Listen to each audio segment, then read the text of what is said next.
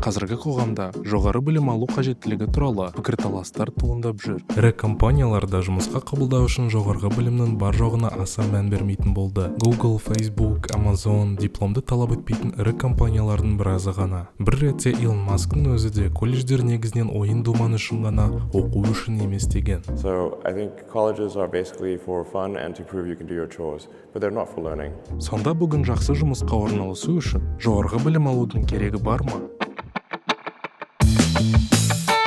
Стив Джобс, Билл Гейтс, Марк Цукерберг сияқты танымал тұлғалар университетті бітірмеген, бірақ өз саласында үлкен жетістікке жеткен. Жастардың көбісі осы мысалдарды келтіріп, табысқа жету үшін жоғарғы білім қажет емес дейді. Бірақ Шерил Сандберг, Мариса Майер, Джефф Безос сияқты табысты адамдардың керісінше жоғары білімі бар ғой. Соңғы жылдары жоғары білімсіз жұмыс табу оңай болып бара жатыр. Көптеген компаниялар өздерінің жұмысқа қабылдау талаптарына жоғарғы білімнің қажеттілігін алып тастап жатыр. Dozens of companies including Google, Apple, and IBM are ditching their degree requirements. Әрине, дәрігер, мұғалім, заңгер сияқты арнайы білімді талап ететін мамандықтарға бұл өзгерістер әсер ете алмайды. Дегенмен сату менеджері, құрылыс маманы, IT маманы, веб әзірлеуші сияқты мамандықтар бойынша жұмыс істеу үшін бүгін арнайы жоғарғы оқу орнында білім алудың қажеті жоқ. The Burning Glass Institute және Harvard Business School'дың зерттеулері бойынша 2022 жылы әртүрлі салаларда жоғарғы білім талабы төмендегені анықталды. Сондай-ақ, жоғарғы білім талабы бар салалар үлесі мен сол салада жоғарғы білімсіз жұмыс істеп жүрген мамандар үлесі арасында айырмашылықтар бар екенін байқады. Мысалы, HR маманы, логист, веб-дизайнер, инфрақұрылым мамандарының арасында жоғарғы білімсіз жұмыс істеп жүргендер көп екен. 2 жылдың ішінде бұл айырмашылық сақталып келе жатыр. Яғни, жоғарғы білімсіз-ақ белгілі бір салада маман болуға болады. Жоғары білім алмаудың қандай артықшылықтары мен кемшіліктері бар? Ең басты артықшылықтардың бірі жоғарғы оқу орнына бармау оқу шығындарын азайтады. Оқу грантын ала алмай қалған адам үшін университеттік 4 жылдық оқу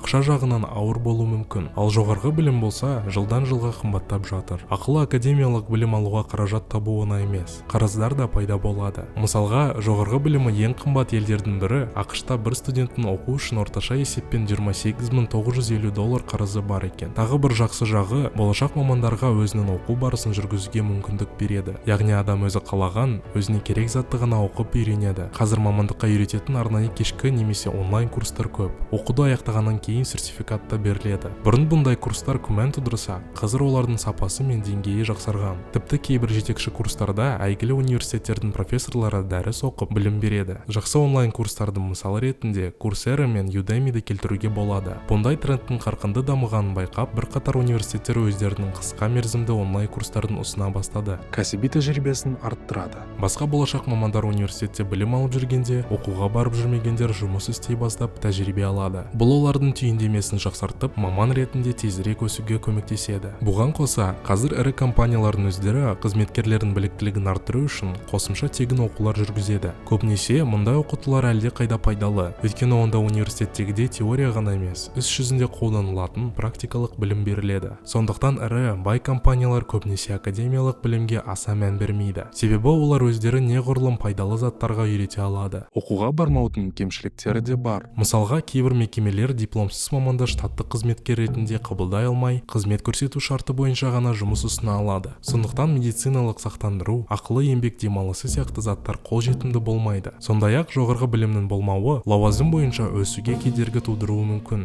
Жоғарғы оқуға бармаудың артықшылықтары болғанымен, университетке барудың өз жақсы жақтары бар. Тұлға ретінде қалыптасу жағынан қарастырсақ, жастық шаққа әлеуметтену этаптарының бірі. Балабақша, мектеп кездері де жеке адамның ортаға бейімдену кезеңдері болса да, бала әлі ата-ана қармағында болады. Ал университет кезеңі жеке қызығушылықтары мен жеке көзқарас, алғашқы қарым-қатынастар қалыптасатын шақ. Жеке уақытты ұйымдастыруға, яғни тайм-менеджментке үйретеді. Университеттің алғашқы жылдарында әртүрлі пәндерді оқи жүріп, қандай саланың маманы болған келетіні туралы ойланып, түсінуге уақыт болады. Мектеп бітіре сала, жоғарғы оқуға түскенмен 18-20 жасар адам әлі кім болғысы келетіні жайлы нақты айта алмайды. Оқитын мамандығын дұрыс таңдамайды. алмайды. Сол себепті оқудың алғашқы жылдарында мамандық жайлы жақсылап ойлануға уақыт бар. Мысалы, Стэнфорд университеті студенттеріне тек 3-ші оқу жылы ғана мамандықты таңдатқызады. Алғашқы 2 жылда студент әртүрлі дәрістерді тыңдап көріп, жан-жақты білім ала алады. Сонымен қатар, университетте студент ортақ қызығушылықтары бар құрдастарды кездестіреді. Топта бірлесіп жұмыс істегенге үйренеді. Оқу жылдары кездестірген адамдар ертең керек, пайдалы байланыстарға айналуы мүмкін. Жаңа таныстарға қоса, университетте оқып, әртүрлі академиялық бағдарламалар бойынша шетелге бару мүмкіндіктері бар. Әр жоғары оқу орнында шетел университеттерімен келісімдер бар. Бұл арқылы студенттер бір семестрге немесе бір оқу жылына шетелге бара алады. Бағдарлама шарттарына байланысты студентке барып қайту билеттерін төлеп, жатақханада тегін орын, тіпті стипендия да ұсына алады. Бұл керемет мүмкіндік емес пе? Шетелге жұмыс іздеп барғанша, оқу бойынша бару әлде қайда жеңілірек. Сондай-ақ жастық шақта басқа елдің өмірін, мәдениетін танып, басқа елдің қоғамына бейімделе білу өмірде керек тәжірибелердің бірі болады. Билл Гейтс пен Марк Цукербергтің кезінде оқуларын тастап, сәттілікке жеткен оқиғаларын күшті мысал ретінде келтіруге болатын шығар. Бірақ та оқуға бармаған немесе оқуын тастап кеткен әрбір адамның тағдыры бірдей жақсы жетістіктермен аяқталмайды. Бұл тұлғалар оқудан жалыққандықтан емес, өздері ұнатып айналысатын ісін тапқаннан кейін ғана оқуды тастап кеткенін түсіну керек. Үлкен бәсекелестік орнаған 21-ші ғасырда 4 жылдық университеттің немесе арнайы курстардың біліммен ғана шектелу мүмкін емес. Күннен күнге қай салада болсын, даму мен өзгерістер болып жатыр. Сол өзгерістерден қалып қоймау үшін біз lifelong learning пен, яғни өмір бойы білім алумен өмір сүреміз. General, I won't be able to calculate the right data for the satellite for